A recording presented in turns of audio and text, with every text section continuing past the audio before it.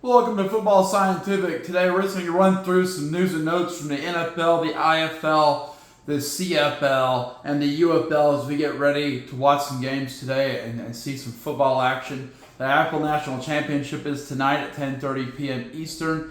It's going to be on the IFL Network and CBS Sports Network for those that have cable. That's not me. I got the IFL Network though. Okay, so we're going to go through the most recent news and check out some things and see how it's going. And then we're going to kick it up, and I think I'm going to do an ACC breakdown in a few minutes, so we'll see how it goes. Okay, I am joined by my guest host, Ziggy the Zebra. Ziggy the Zebra, I'm ready to go. Let's get it. Let's go. Is this in it pro football? Yes, pro football. Oh, good. All right, let's get it then. Okay, I'm fired up. Let's go. Okay, well, it seemed fired up, Ziggy. That's good.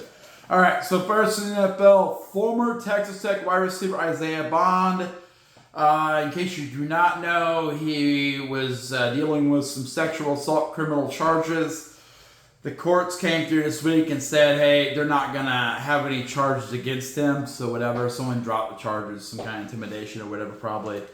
And he ended up going undrafted, but now the Cleveland Browns are going to pick him up. So what I say is, hey, Isiah Bond, welcome to the Cleveland Browns. They're known for sexual assault. He's going to fit right in with the Browns. Okay, Deshaun Watson will probably be his favorite quarterback. Washington Commanders, they are moving wide receiver Teery McLaurin to the PUP list, physically unable to perform list. It was clarified. He wants a new contract, but this doesn't mean he's going to get a new contract. Dan Quinn says it's necessary to move him to the PUP list to get him ready to play, whatever that means. Here's the thing. He's on my fantasy team. Come on, Commanders, figure this out. I need to know if Teery McLaurin's going to play or not, y'all. I'm sure he's going to play, honestly. They're not going to trade him. They're probably not going to pay him either. They might, though. He's been breaking down. UFL, DC Defenders cut defensive tackle Joe Walker, Walby or whatever, Whaley probably. Why? He's going to go to the CFL most likely. They're cutting some guys free that want to explore the CFL. He may quickly be signing the CFL. We'll have to keep an eye on it. St. Louis Battlehawks, they cut quarterback Max Duggan. That guy is trash. He's also trying to go to the CFL to a larger field. This really may work there. They released cornerback Micah Alexander. He got signed by the NFL this week, so they released him from their roster. Birmingham Stallions, looks like they're going to stay in Birmingham for at least one more year. The new owner type guy who is running the Mike Rapole, who's running the UFL now, billionaire type, came in and he's like, okay, if y'all can give me a crowd, then we're gonna stay. So we'll see if they open up the whole stadium. That would probably help a lot, but I don't know.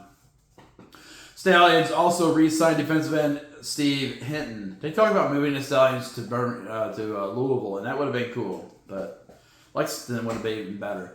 But they're going to stay in Birmingham for another year. Also, Mike Rapole told Michigan Panthers fans they want to keep their team. They got to sell 5,000 season tickets in 1 week, starting today. We'll see if they can do it. See how bad they want to keep the team. People are complaining. See if they can get 5,000 people to buy season tickets. That's not very many season tickets. Okay, IFL released more of their all honor teams. First team all offense this year. Quarterback Max Myler from Green Bay Blizzard. He's playing national championship tonight. Running back Antonio Winbush, Vegas Nighthawks. He's playing national championship tonight. Wide receiver Kean Williams, Iowa Barnstormers. Wide receiver Quentin Randolph, Vegas Nighthawks. Wide receiver Naquan Murray, San Antonio Gunslingers. Center Joe Crawl, Quad City Steamwheelers. Offensive lineman Christopher Strouder, Arizona Rattlers. Offensive lineman Christian Coughlin, and he's Bay Area Panthers. Offensive lineman Nevon Donaldson, he is a Massachusetts Pirates. Kicker Andrew Mevis is with the Green Bay Blizzard. He's going to play the national championship game tonight.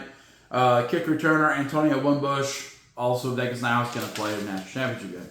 Second team all offense, you got quarterback Josh Jones from Bay Area Panthers, running back Puka Williams from Mass Pirates, wide receiver TJ Davis, Green Bay Blizzard. He'll be in the national championship game tonight.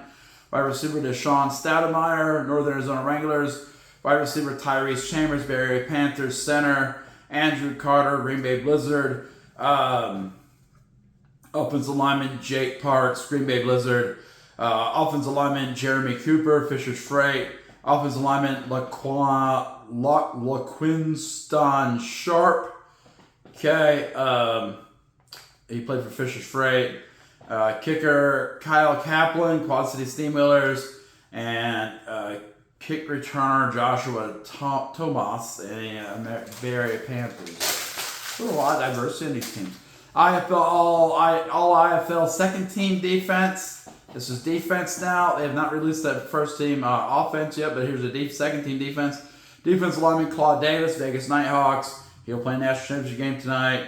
Defensive lineman Kevon Bennett, he's with Jacksonville Sharks. Defensive line Wallace Collins Jr. with San Diego Strike Force. LB, DB, kind of a tweener guy, Trey Harvey, Tulsa Oilers. Linebacker Roy C., San Diego Strike Force.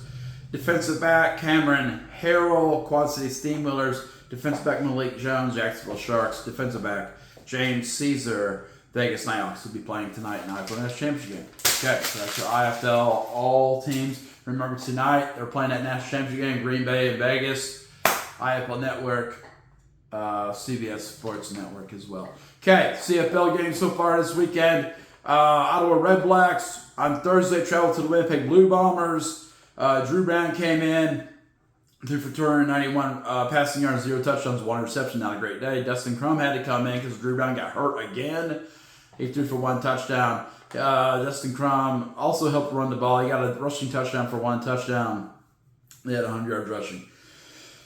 Winnipeg Blue Bombers came out, 298 passing yards, 1 touchdown, 2 interceptions. Zach Colaro still playing like crap. 64 rushing yards, 2 touchdowns, 0 fumbles, 1 sack. You would think Winnipeg lost this game, but here's how it went down. Winnipeg came out, they got a big lead. Boop, got a big lead. On fire. Ottawa Red Blacks not feeling that good, getting crushed. Suddenly, Winnipeg started throwing interceptions. Boop, boop. And Red Blacks cashed that in. Early on, Brady Oliveira and Chris Stover were running the show, but then Zach Clark started throwing picks again. Boop, boop. And it came down to 27-27. And then miraculously, Winnipeg found a way to get a field goal and win the game. Started at 27. So they're 5-4. Ottawa's 3-7. It's a mess. It's a mess right now for Winnipeg. Maybe for Ottawa too. Toronto Argonauts last night played Edmonton Elks in Edmonton. We have Toronto Argonauts came out with Nick Arbuckle. They threw for 387 passing yards, 1 touchdown, 0 interceptions, 29 rushing yards, 0 touchdowns, 1 fumble, and 0 sacks. Edmonton Elks threw for 273 passing yards, 1 touchdown, 1 interception with Cody Fajardo. They also ran for 111 rushing yards, 1 touchdown, 0 fumbles. To Justin Rankin really taking over and doing a great job on the running game. 2 sacks for Edmonton. Edmonton defends their home turf and gets a big win over Toronto. They won 28-20. They're 3-6. Toronto's 2-8. Okay, it feels like they're both going to be non-playoff teams, but Edmonton is making some progress, so that's good to see. Remember, 3 o'clock today, Hamilton Ticats play Saskatchewan Roughriders in what I consider to be a preview of the Grey Cup Championship, if they can both hang on. Although, we're past kind of the hard part of the season for Hamilton. Usually they stink in the first half and do really good in the second half.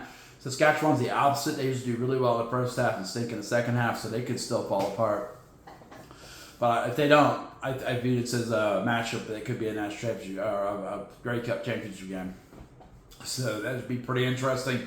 I'm going to come back and talk about the ACC in our college football report. We got 3 more conferences to cover.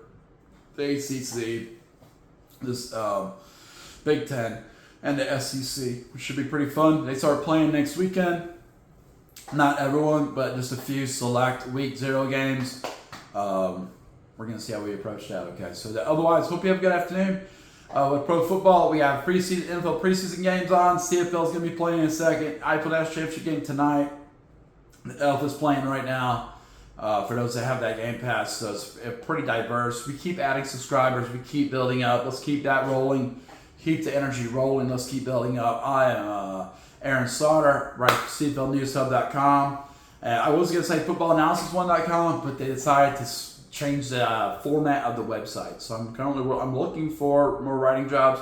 Last word on sports. I'm hitting you up. I sent an application today to cover Buffalo Bills. Let's go Buffalo! Boop boop boop boop boop. So that'd be great. And if you like Football Scientific, make sure you like the video boop, boop, boop, boop, boop, so you can see more videos, and also subscribe boop, so you can see all of our cool content. Okay. All right. That's it for me. I'm Aaron Sauter. The Football Scientific portal is closed. Boop, boop, boop, boop.